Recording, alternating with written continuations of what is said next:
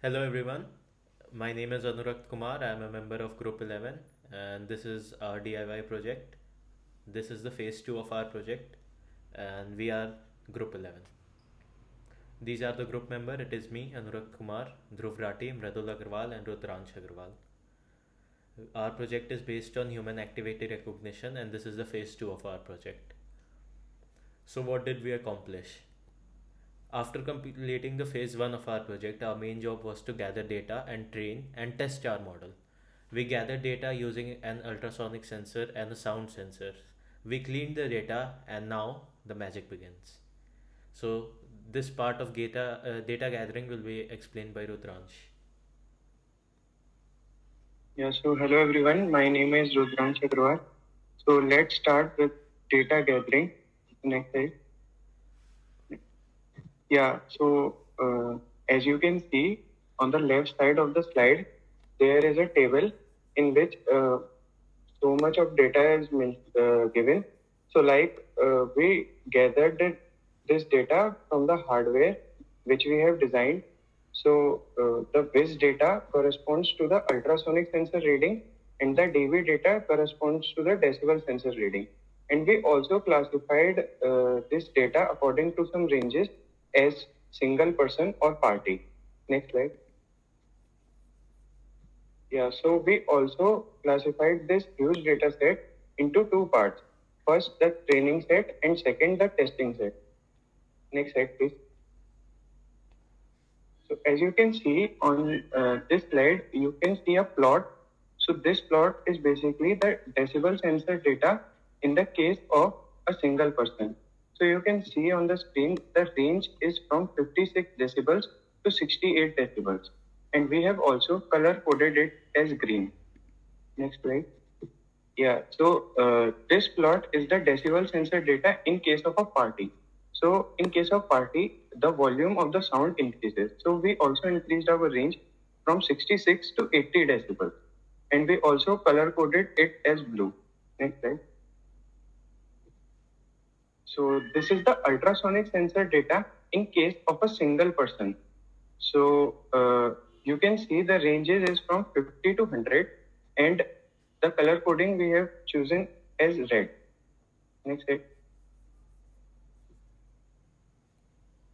Now this is the ultrasonic sensor data in case of party.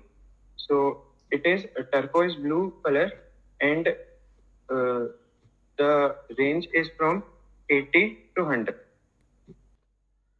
So now on this slide we can see all of the data gathered in one plot only. So as you can see, I have explained the color coding previously also. The green one is for the decibel data when it is a single person. The blue one is for the decibel sensor when it is party, and the other two are the ultrasonic sensor data. Also, we have used machine learning in this uh, process to separate out these datas because doing it manually would be a very tedious task as we have taken 200 different ways. So next slide, please. Now you can see the plot for training and testing data. So the square which you are seeing on the plot are the training set, and the circles which you are seeing are the testing set. So there is much randomness on the graph. So it means that we have taken much variations in our data. So thank you everyone. Now from here, Mradul will continue. Hello, this is Mradul Agrawal, and up to this point, we are having our data which we can manipulate on and extract valuable information from various techniques. In this series, one such technique is linear vector kernels. Next slide. This method can be used to classify labeled data points having some input features, and using those classification, we can have our model. Next slide. As in our case, we have to classify the data into two classes obtained from two different ultrasonic and sound sensor. This is done by support vectors. Next slide. Using these support vectors, a plane is found that is optimally classifying the data points into their classes. We implemented vector machine using our data and inbuilt libraries to find the required features which can be implemented as we want. Next slide. So we arranged our dataset according to the required format and implemented those library functions to implement a linear vector model. Next slide. Some of the results we got after implementing are shown. This is the original data points we saw earlier in the 3D format, and further we will see the results. Next slide. This is the first result we got for a particular learning rate which has an accuracy of 80%. Next slide. And further we got an accuracy of 86%. And finally we were able to find an accuracy of 94% with a particular learning rate. And in this way we use this vector machine method to obtain valuable information from our data. Thank you. Anurag will continue. Okay, so coming back to another classification model, now we'll be talking about KNN classifiers. These KNN classifiers use distance measuring techniques to classify different points into different classes. This model plots the feature of the model in the feature space, and using the training data it constructs the boundary which is used for prediction. We can vary a parameter called number of neighbors that makes our model more efficient. So now we'll talk about our model. First of all, the block of code shown over here below splits the data into training set and a test set, after which we train our model and test its accuracy for different values of number of neighbors. So why do we evaluate our models? We evaluate our models so that we don't end up like this guy, where he was able to get a high accuracy on his training set, but on newly seen data he wasn't able to accomplish much, which is the ultimate objective of machine learning, that our model is able to predict well a newly unseen data. So we evaluate our model. We can see over here for the number of neighbors value equal to 1, our training set score is very high, it is 100%. But this does not mean our model is good. This just means our data is overfitting. It is manipulating itself so that it adjusts to the data which is already saying.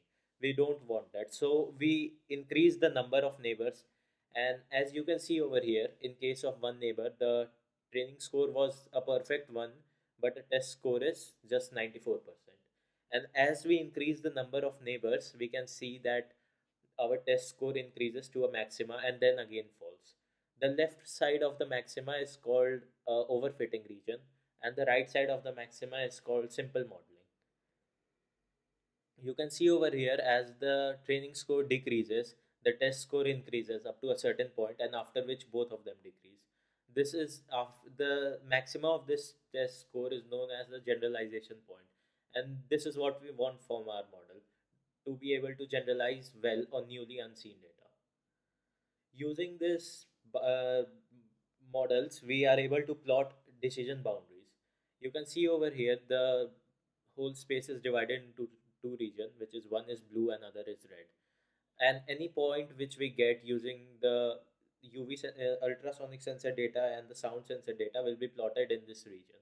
If the points lie on the blue region, they will be classified into class 1, and if they lie on the red region, they will be classified into point 2. And in the next slide I'll show how it works. You can see over here we implemented our model and tried to classify new data points, and we are seeing that all of the single person data set which are represented by square are on the blue region, and all of the party data sets which are represented by dotted circles are on the right side. You can see over here some of the squares are crossing the blue region, but this is because our model is 98% accurate and not 100% accurate, which is still pretty good on a real data set. So now Mr. Dhruv Rathi will talk about hardware implementation. Hello everyone, my name is Dhruv Rathi and I have implemented the hardware for this project. So now we will be seeing a video in which I demonstrate how I have made the circuit and connected the different components. Next slide. Hello everyone, now I am going to tell you about the different connections which I have made in this circuit. So first of all, let's start with the Arduino. So this is the USB cable which connects the Arduino to the laptop, and I have fed the code in the Arduino through this cable, and it gets power also through this cable. So initially I have connected the breadboard through this 5-volt output through this jumper wire, and I have connected the breadboard to the ground wire using this black jumper wire, this one, which comes from here. Now this is the sound sensor. It has 3 pins. I have connected one pin to the 5-volt of the breadboard, one pin to the ground of the breadboard, and this blue pin goes to the analog A0 pin of the Arduino. This is the ultrasonic sound sensor. It has 4 pins. So one pin is connected to the 5-volt of the breadboard. The black pin is connected to the ground of the breadboard, and there are 2 more pins, trig and echo. So the trig pin is connected to the pin number 11 of the Arduino, and the echo pin is connected to the pin number 10. This is our PIR sensor. It has 3 pins. So one is connected to the 5-volt of the breadboard, and another is connected to the black pin is connected to the ground of the breadboard, and the yellow pin is connected to pin number 2 of the Arduino. Now here we have used a bulb to show that our PIR sensor is working. So this bulb is connected, we can see here, this purple wire is connecting it to pin number 13, and the resistor is connecting it to the ground. So this is our circuit. It is in on mode now, and if I show you here, so we are getting the data from the circuit. Thank you. So in the video, we saw how we connect the different components using a breadboard, and these are the 3 sensors which we have used in a circuit. The first one is an ultrasonic sensor. So ultrasonic sensor emits ultrasonic sound waves and then receives the reflected pulse, and using that it detects the distance between the object and the sensor. The second one is a sound sensor.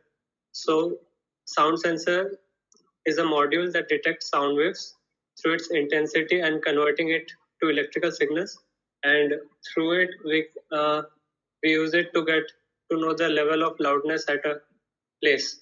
And the third one is a PIR sensor. So PIR are passive infrared sensors that measures infrared light reflected from living bodies and sense their motion. Next slide.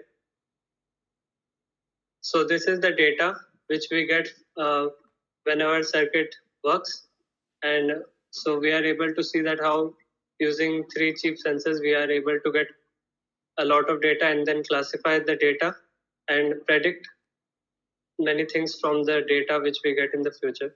So I would like to call Anurag to conclude this presentation. Okay, thank you. And let's now talk about what is the result that we have accomplished till now and what is the future of our model. So till now, we are able to successfully train our model. We were able to recognize the parameters which boosted our capabilities to advance our model, and we were able to visualize our model in an intuitive and natural way, which just goes to show that our model is very effective and can be used in various situations. Finally, our test score was 98%, which is pretty considerable using seeing that we only use cheap sensors. So this concludes our phase 2 of our project, and I would like to thank you all for watching. This was Group 11.